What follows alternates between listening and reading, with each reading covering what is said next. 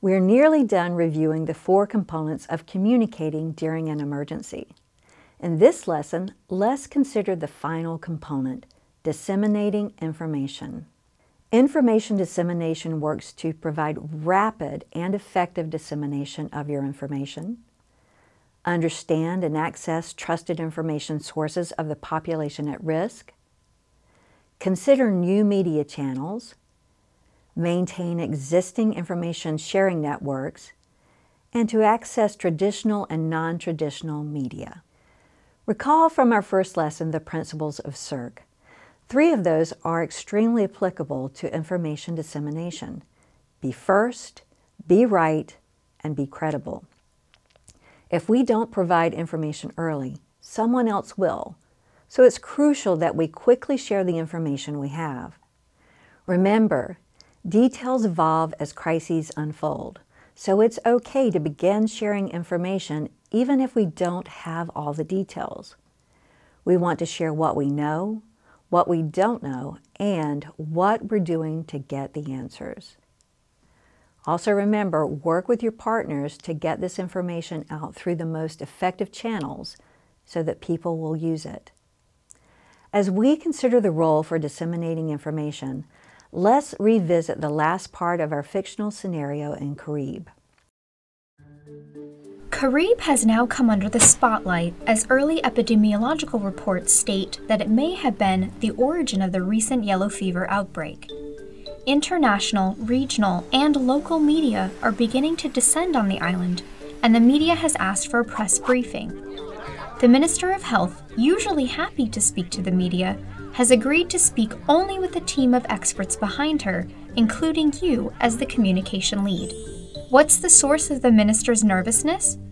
Faced with a growing yellow fever threat and an acute vaccine shortage, Carib is unable to secure vaccine for its entire population.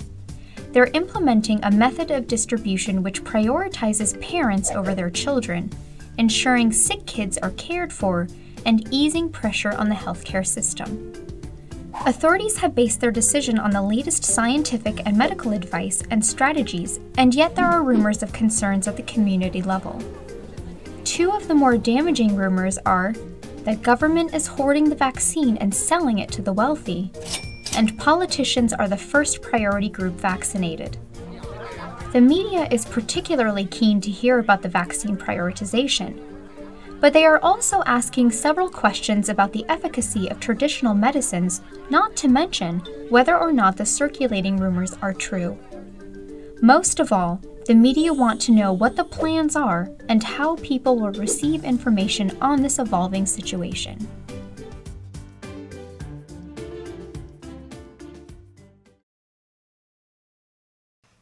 With this last part of our scenario in mind, what message would you draft for the minister to share with the media?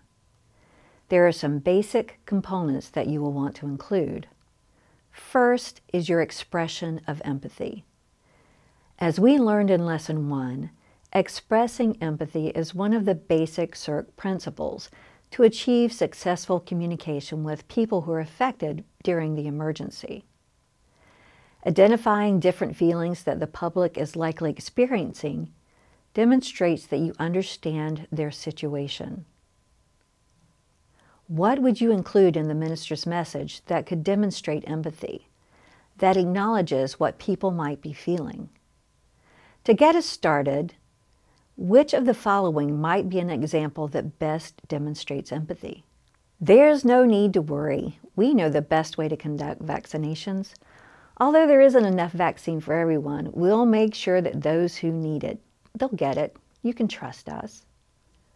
Or, all of the different stories out about the vaccine can feel overwhelming and confusing. We're working with health experts to make sure that our children are cared for and that our health centers are able to treat those who are sick. The best response is B. It expresses the concern and confusion many in the community are feeling.